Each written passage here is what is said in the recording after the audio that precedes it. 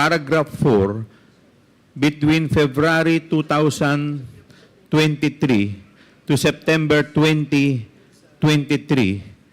I received a total of 9 envelopes labeled Hope. My current position in DepEd during that time. Concurrent. Ano po? Tama po ba? Concurrent position. Yes. Your Honor. So, tama po ba itong sinabi ninyo? Yes, Okay. Mr. Ano po Chair. yung laman nitong siyam na envelope na to? It's 50,000 pesos. 50,000. So, 50,000 times 9. So, for 9 months, ilang buwan po kayong naging Hope?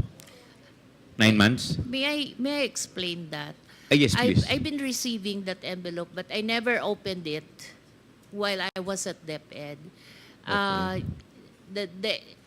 Some of my friends, when I left, they saw that those envelopes still intact, not opened. So I actually didn't know how much money there was in each of the envelope. But how did you know na pera po ang When I laman nun? retired already, I was asking for an exit call so I could You were return asking for? an exit call when I was leaving already DepEd because I wanted to return those envelopes, but I wasn't able to have that exit call. I wasn't able to return, but so I sought some advice, and they just advised me to donate it to a non-government organization, which I did. And that's the only time that I opened those envelopes in front of the people that I was donating it. And it was 50,000 per envelope. So, 50,000 times 9, It's 450 po. And 450. They issued me a receipt for that 450. Okay. Sino po nag-issue ng receipt? Yung the one who, it's an The one it's na... an NGO that Okay. I So, donated yung the money. pinag-donate po ninyo. Yes. Do you have that receipt? Yes, sir. Thank Yes, you. Your- Can we yes, have a Mr. copy Chair. of the receipt, Yes, ma'am? Mr. Chair. Thank you po. So, buwan-buwan po, nakakatanggap po kayo ng 50,000 at sinasabi po netong si Assistant Secretary Sunshine Fajarda. Sabi po ninyo sa kanya, itong envelope na to ay galing po from the Office of Vice President Sara Duterte o galing kay BP. So, ano po ba ang trabaho nito ni Assistant Secretary Sunshine Fajarda? She used to be the head executive assistant. Heya. And then, yes, and then she became an assistant secretary. Okay. At ang asawa po niya, sabi po ninyo dito, si Edward Fajarda, siya naman po ang Special Disbursement Officer. Tama po ba? Yes. Okay. So, ibig sabihin po, itong mag-asawa po, si Sunshine Fajarda at si Edward Fajarda, ay very close po talaga sa Vice President. Tama po ba? Masasabi po ba ninyo na very close sila? I couldn't say that po. Pero the fact na si Sunshine Fajarda ay heya, so siya po yung laging kasama. Tama po ba? If you're the heya, you're usually the one who has trust and confidence from the Yes, principal. trust and confidence. So ano po ba yung mga trabaho kadalasan ng heya? It's really doing the... Parang chief of staff din po yan Yes. Tama po ba? So pag dumating na si heya at may sinabi pong instruction sa inyo, parang ang kausap na rin po ninyo yung boss. Tama po ba? Yes, So, Mr. okay. Chair. So ito po bang so tuwing nagpupunta po siya sa inyo, sabi ninyo 9 months. Sunod-sunod nagbibigay po siya ng envelope na may laman pong 50,000. Tuwing nagpupunta po siya sa inyo, sinasabi po niya galing kay VP. Tama po ba?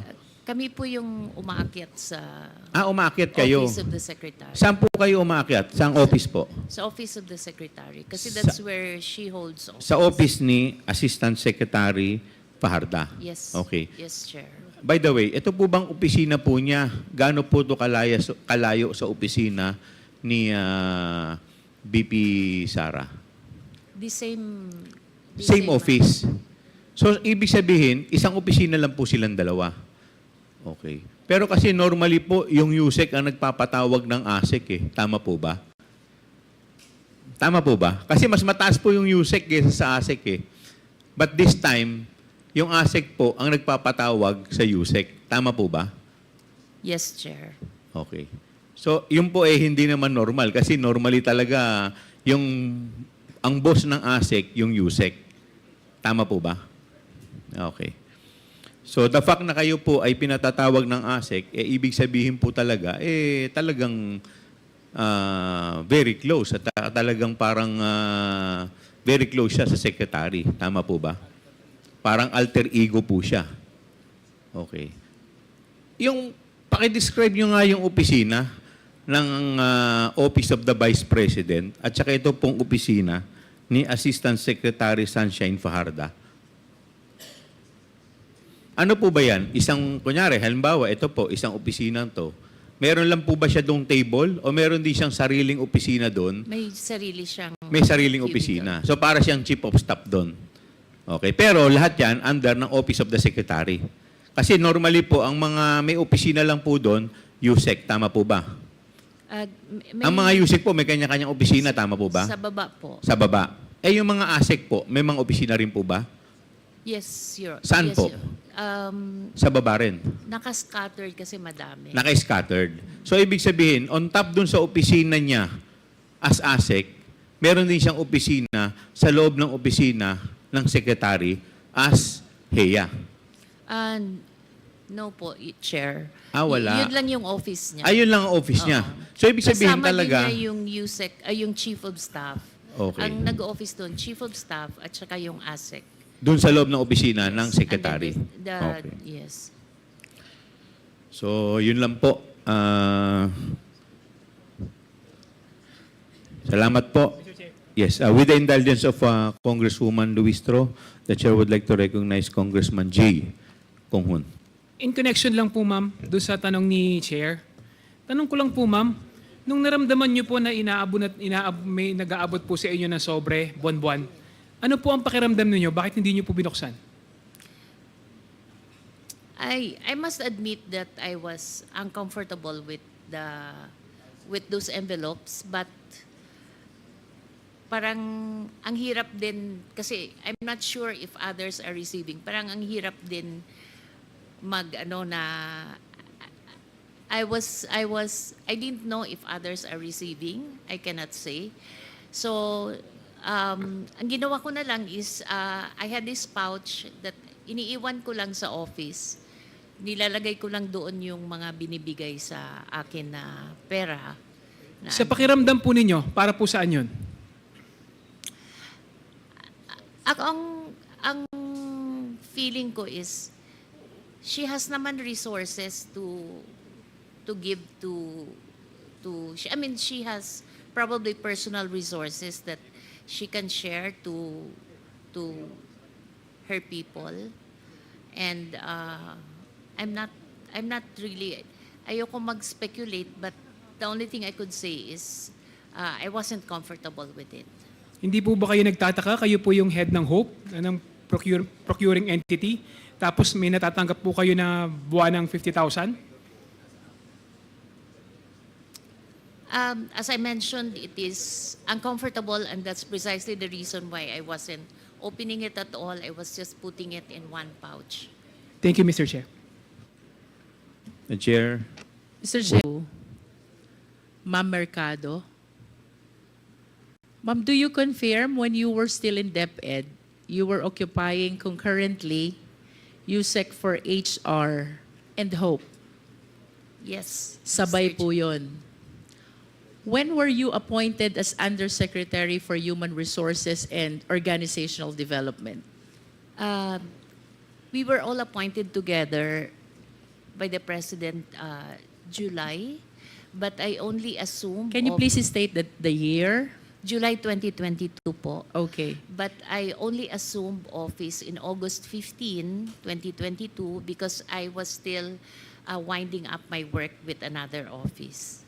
So you would agree with me if I say that you were appointed as USEC for HR July 22, but you assumed the position August 15, 2022. Yes, With Mr. respect to Chair. your appointment as head of procuring entity, kailan po kayo na-appoint? That's February 2023. February 2023. Let's go back to your appointment as USEC for HR. From August 15, 2022, kayo po ba ay pinaaakyat din ni ASEC Sunshine to receive this envelope which you refused to open? Not on 2020. I don't recall 2022.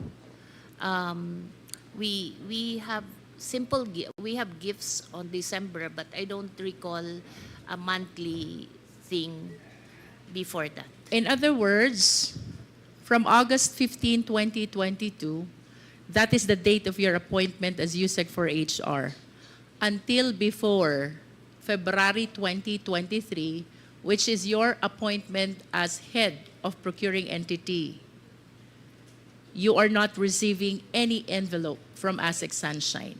No. And you will confirm that this envelope started only when you were appointed as head of procuring entity. It's actually not very clear to me anymore, but I recall we also received some amounts in 2022, but it's very vague to me anymore. So, and then I don't have the envelope. So, parang it wasn't. So how do you receive those amounts which are vague, not regular, if there are no envelopes? No, I think it's only once. It's like a Christmas bonus. Pero siguro hindi siya naka-envelope kasi I didn't keep it. Tama po bang sabihin, ma'am, na yun pong regular monthly envelope which you later on found out contains 50,000 per envelope ay nag-umpisa lamang nung kayo na-appoint as head of procuring entity? I'm still keeping those envelopes, so I would like to say yes. Yes, because it is very clear from your affidavit, no? This envelope started in February and ended in September of 2023. And earlier you said kayo po'y na-appoint bilang hope noong February 2023. And prior to that, since your appointment in August 15, 2022, wala kayong nare-recall regular envelope which you were receiving from ASEC Sunshine. Can you please enlighten us? What is with hope? Bakit doon lang po nag-umpisa itong envelope na ito upon your appointment as head of procuring entity? It's a very difficult task, especially for someone who has not tried to be one before. Parang it's an area that I really evaded all my entire government life. But there's just too many already pending procurement at that time. So when I was asked if I could be designated as the hope, I first referred them to other people who are seasoned in procurement, like sina Usec Rebsi, but Usec Rebsi was already too preoccupied with operations. So I finally accepted the position, and it was difficult because I have to study the procurement law, and I was given I had a lawyer and someone who's already a retiree to review the documents with me when we signed the contracts. And I had commitment from when I accepted the post, I made it a family decision, Like among the execom, I asked our legal before, Usec Brady and ASEC Amanda Nograles, that everything that I signed has to be thoroughly reviewed by legal. And so I had that commitment of support from everyone in the